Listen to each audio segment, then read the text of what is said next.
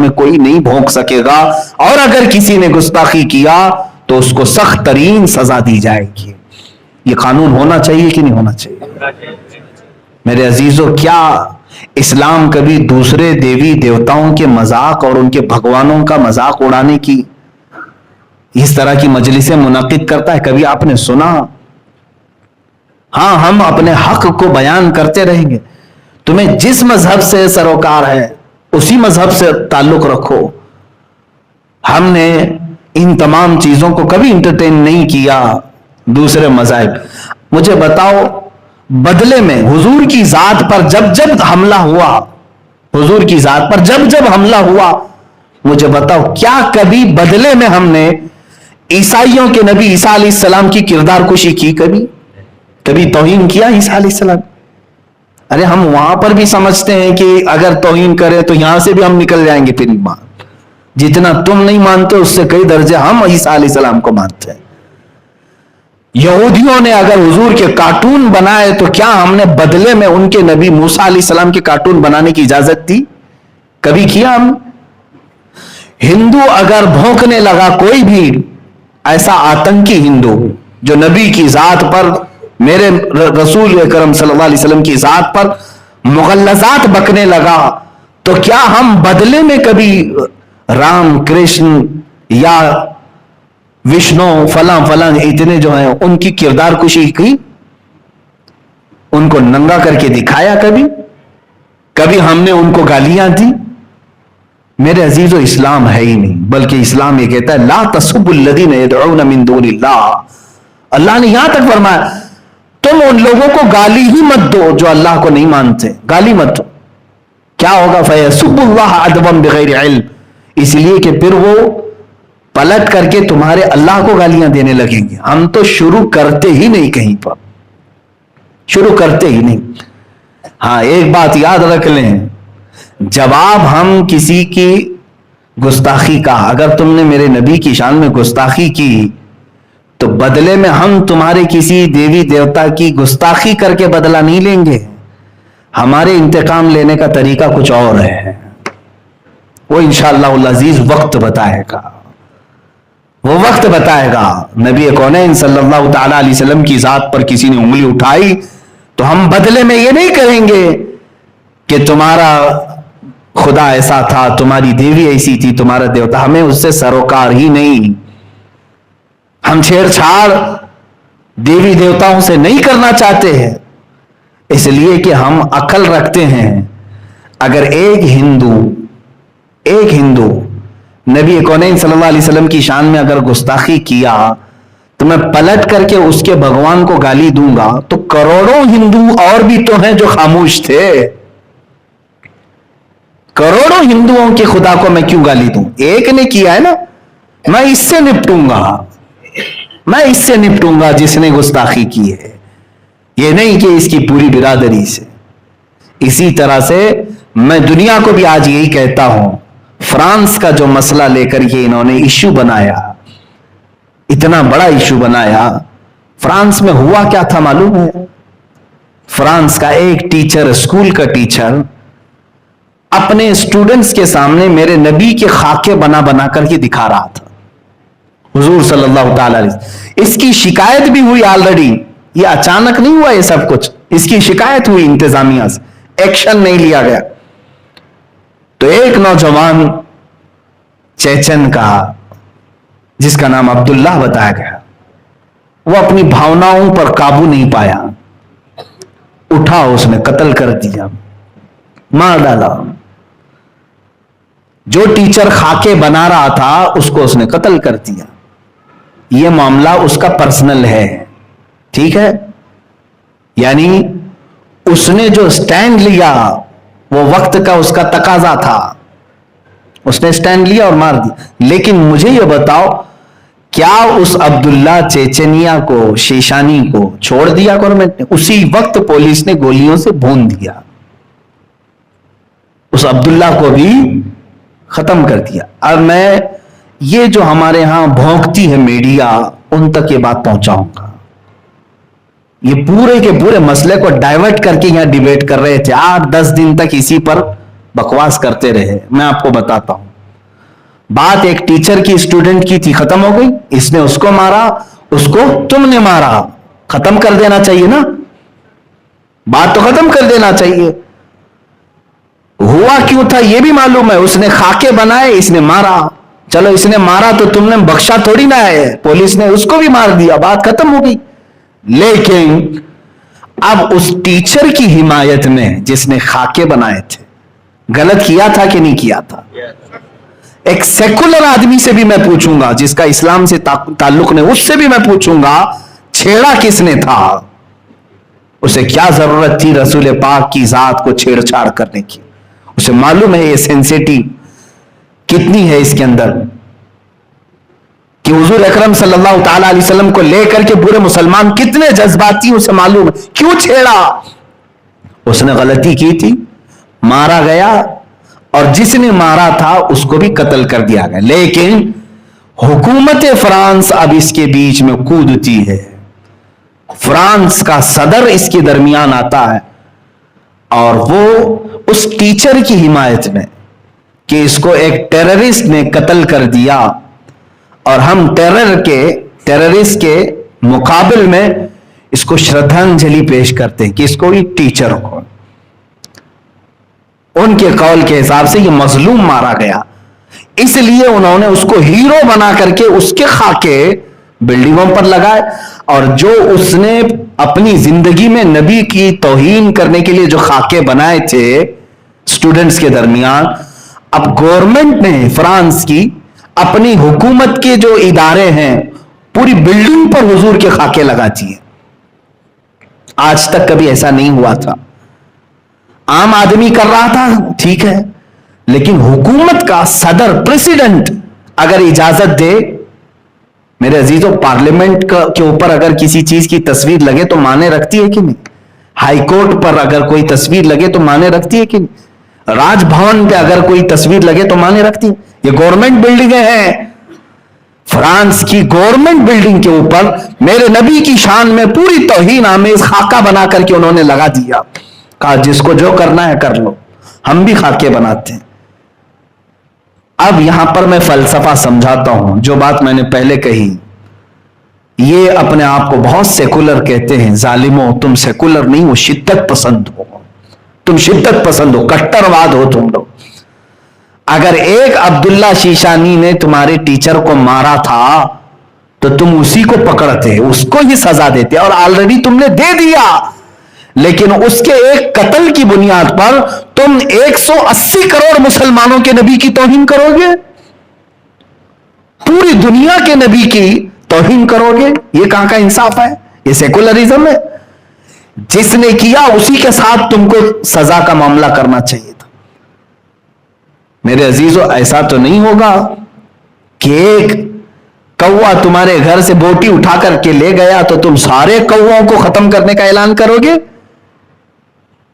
एक बिल्ली तुम्हारे घर में आकर दूध पी गई तो क्या पूरी दुनिया भर की बिल्लियों को जहर दे दोगे? कैसा इंसाफ है? ये तो मैं तुम्हारे जहन को करीब करने के लिए कह रहा हूं। अगर अब्दुल्ला शीशानी ने तुम्हारे टीचर का कत्ल किया था तो उसी को सजा दो, तुम्हारे हिसाब से उसी को सजा देते, और दे भी दिया तुमने, गोलियों से भून दिया। लेकिन ये क्या कि पूरी दुनिया में जो आबाद मुसलमान हैं, 180 करोड़ के करीब मुसलमान हैं, 180 करोड़ मुसलमान, 2.25 अरब मुसलमानों के जज्बात से तुमने खेला, उनके नबी की तौहीन की। इसलिए आज हमने फ्रांस के खिलाफ सख्त एक्शन लिया, उसकी मसनूआत का बायकाट करने का ऐलान किया। लेकिन हैरत की बात है, जब यहां हिंदुस्तान में प्रोटेस्ट होने लगे उसके खिलाफ, उसकी मसनूआत के बायकाट, उनके प्रोडक्ट्स के बायकाट करने लगे, तो इसमें बीच में हमारी मीडिया कूद गई। और फिर हैरत की बात यह है कि हमारे प्राइम मिनिस्टर की तरफ से ट्वीट हुआ कि हम फ्रांस के साथ खड़े हैं। ये हमारी आज जिंदगी है। मेरे एक बात समझ करके चलो, तुम्हें क्या जरूरत थी इसमें कूदने की? अगर इंडिया का कोई प्राइम मिनिस्टर हो, कुछ भी हो, ये जब इश्यू पूरी दुनिया के मुसलमानों का आ गया, और हिंदुस्तान में खुद 25 करोड़ मुसलमान हैं, तुम्हें इनकी भी भावनाओं का ख्याल करना चाहिए था। तुम अगरचे हमारा साथ ना देते, कम अज कम इसमें खामोशी तो इख्तियार कर लेते। नहीं, लेकिन हुकूमत वक्त पर बैठा हुआ दरिंदा ये बताने की कोशिश कर रहा है कि मैं अपने देश में रहने वाले मुसलमानों का हामी नहीं हूं, इनका दुश्मन। ये बताने की कोशिश किया इन्होंने। अब ऐसे हालात में मुझे बताओ, मैं जब बातें करता हूं तो लोगों को ऐसा लगता है कि ये बहुत सख्त बातें हैं, तुम अभी भी इसको सख्त कहोगे? चंद दिनों के बाद ये बोलने वाले भी तुम्हारे मजमों में नहीं रहेंगे, इसलिए कि हुकूमत ने आज इतना दबा दिया है, इतना सख्त कर दिया है। खुद मेरे ऊपर जगह जगह से इन्होंने केस डाले हैं, अलग अलग तरीके से घेरने की कोशिशें की हैं। ये मत समझना मैं जब तक आपके सामने हूं, आजाद हूं, मैं अपने नबी की अजमत पर पहरा देता रहूंगा। जो कुछ भी मुझसे बन सके मैं करने की कोशिश करता रहूंगा। अजीजान गिरामी वकार, मुझे मेरा अंजाम मालूम है। जाहिर सी बात है मैं आग से खेल रहा हूं। 8 दिन पहले एक मौलाना साहब ने मुझसे कहा, आपकी तकरीरें हम सुन रहे हैं लेकिन आप आग से खेल रहे हैं, अपनी जिंदगी की फिक्र करो, तुम्हें ऐसे केस में अंदर डाल दिया जाएगा कि तुम्हारी जमानत भी नहीं होगी। मुझे एक मौलाना साहब ने कहा, मैंने जवाबन यही कहा, इस तरह भेड़िए और कुत्ते की तरह आजाद जीने से बेहतर है कि मैं जेल के अंदर बैठ जाऊं ताकि मैं कल क़यामत के दिन नबी को मुंह तो दिखा सकूं। अगर रसूल करीम सल्लल्लाहु तआला अलैहि वसल्लम ने सवाल कर लिया, जब तेरे मुल्क में और जहां तू रह रहा था मुझे गालियां दी जा रही थी और तू अपने ठाट बाट और शान के साथ घूम रहा था, हम में से किसी के पास जवाब नहीं होगा। बल्कि मैं तो इस फिक्र में रहता हूं कि पता नहीं कब्र में रखने के बाद अगर हुजूर तशरीफ लाए तो हम चेहरा मिला पाएंगे कि नहीं मिला पाएंगे। कहीं मेरे आका ये सवाल ना कर ले, तू उसी मुल्क से आ रहा है जहां मेरे ऊपर फिल्म बनाई जा रही थी। इसी मुल्क में हम, जिस हिंदुस्तान में हम हैं, इसी मुल्क में मेरे नबी की शान में तौहीन आमेज फिल्म बनाने का ऐलान हुआ, उसका ट्रेलर यूट्यूब पे डाल भी दिया गया, रंगीला रसूल। क्या ये हम सबको नहीं मालूम? मेरे नबी को रंगीला कह करके फिल्म बनाने का ऐलान तक कर दिया गया। 25 करोड़ मुसलमान, इनमें बहुतों के लीडर भी हैं, बहुत सारे सियासत में भी हैं, लेकिन इनको कुफार और मुशरिकीन की गोद में बैठने के अलावा कोई काम नहीं है। उनकी हां में हां मिलाते हुए रह गए, मगर मेरी नबी की अजमत पर कोई बात करने वाला नहीं आया। इक्का दुक्का होंगे, इल्ला माशाअल्लाह, मैं सबकी बात नहीं कर रहा हूं, लेकिन याद रखना अब अल्लाह हम पर जिल्लत को मुकर्रर कर देगा। ये मेरा मैसेज याद रखना। वजह यह है कि तुमने अपनी जिंदगी को अहमियत दे दी, नबी की जात को कोई अहमियत नहीं देते हो। तुम्हारे ऊपर अगर कुछ हो जाए तो तुम आसमान सर पर उठा लेते हो, लेकिन रसूल पाक की जात के लिए तुम में से कोई खड़े होने को तैयार नहीं होता। मेरा ये पैगाम सारे मुसलमान सुने, मैं सब तक ये बात पहुंचा रहा हूं। इकबाल ने सच कहा, ब मुस्तफा बरसा खैश के दी हम आऊस, गर बऊ न रसीदी तमाम बुल हबीस।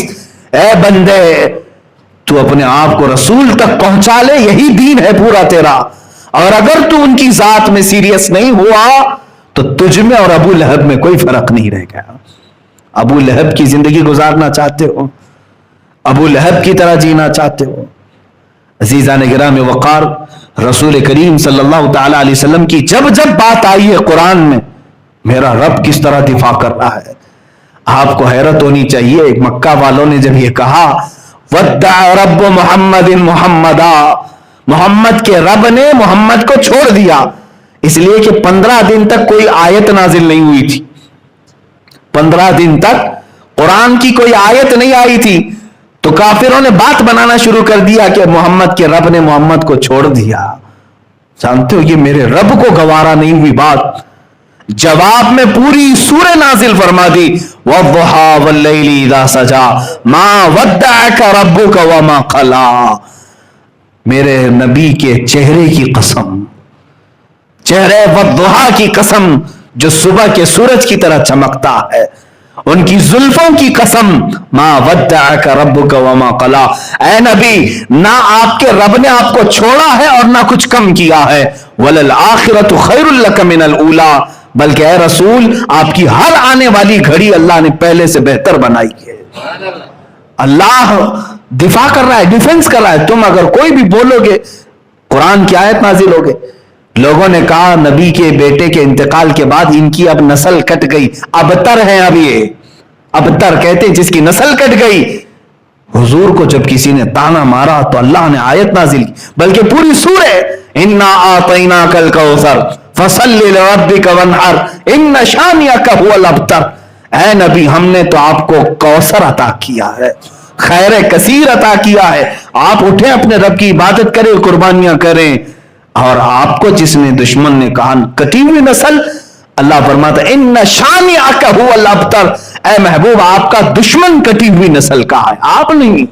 اور میرے مولا نے سچ فرمایا، پوری دنیا کے خطے میں گھوم کر کے دیکھ لو، ہر علاقے میں سادات کہیں نہ کہیں نظر آئی جائیں گے، میرے نبی کی آل ہر جگہ ہے۔ لیکن بتاؤ ابو لہب کا بیٹا کہاں ہے آج؟ اس کی اولاد کہاں ہے جس نے کہا تھا حضور کو کہ ان کی نسل کٹ گئی؟ جب میرے نبی کونین صلی اللہ علیہ وسلم پر کسی نے انگلی اٹھائی، اللہ تعالیٰ نے فوراً آیت نازل کر دی۔ ابو لہب نے کہا تھا حضور نے جب سب کو جمع کیا، کہا میں اللہ کا آخری رسول ہوں، اللہ ایک ہے، تم سب یہ بتوں کو چھوڑ دو۔ اس نے کھڑے ہو کر کے کہا تھا تبن لک یا محمد، اے محمد تمہارے ہاتھ برباد ہو جائیں، معاذ اللہ، کیا تم نے اس لیے ہم کو جمع کیا؟ یہ کہہ کر کے نکلا، پہلی گالی دیا تھا اس نے حضور کو۔ اس وقت تک کسی نے بھی برے جملے نہیں کہے تھے، کیونکہ 40 سال تک حضور کے اخلاق پر کوئی بات کرنے والا نہیں تھا۔ پہلی مرتبہ ابو لہب نے جب یہ کہا تبن لک یا محمد، معاذ اللہ رب العالمین، اے محمد تمہارے ہاتھ خراب ہو جائیں، فلاں ہو جائیں، معاذ اللہ۔ جانتے ہو رب تعالیٰ خاموش نہیں، اللہ نے پوری سورہ نازل کر دی، تبت یدا ابی لہب وتب، ابو لہب کے دونوں ہاتھ برباد ہو جائیں، ہمیشہ کے لیے تہس نہس ہو جائیں، اور پوری سورہ اس کی مذمت میں نازل کر دی۔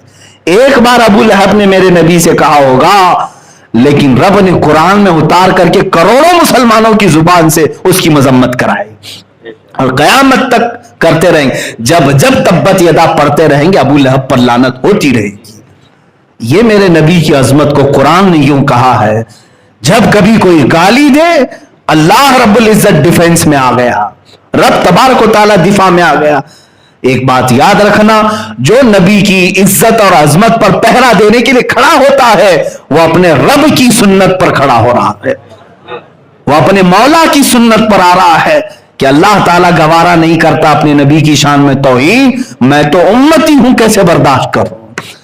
مجھے وہ بات یاد آتی حضرت خباب رضی اللہ تعالیٰ عنہ، اللہ مکہ مکرمہ کے ظالموں نے گھیر کر کے ایک صحابی کو سولی پر چڑھا دیا تھا، سارے لوگ جمع تھے، پتھر مار رہے تھے، اور جب باندھا گیا ان کو کھمبے سے تو ان کے ناخنوں کو پکڑ سے کھینچا، ان کی ناک کو کاٹا، کان کو کاٹا، ہونٹ کاٹے، مسلا کر دیا، ان کی آنکھوں میں سلائیاں پھیر دی، اور اس کے بعد کسی نے پکار کر کہا اے خباب